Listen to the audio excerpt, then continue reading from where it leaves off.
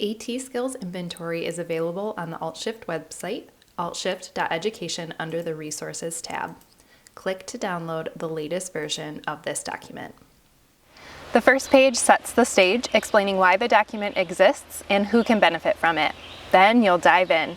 There are 2 pages of skills neatly organized under assessment and evaluation, specific knowledge, or abilities. Each profession gets its own color-coded column, making it easy to spot which skills match up. Now, here's the thing. While the inventory gives a solid overview, it's not the entire picture. Everyone brings unique skills to the table, shaped by their experience, interests, and collaboration with others. That's where self-assessment comes into play. The self-assessment can help individuals pinpoint strengths and areas for growth, guiding professional development. While many roles and perspectives are included in the inventory, it's not a comprehensive list.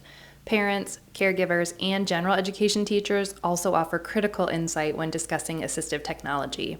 And don't overlook the most important voice, the students. Their input is key when making AT decisions. So think of this inventory as a springboard for discussion and planning. It's a starting point. It's not the final destination.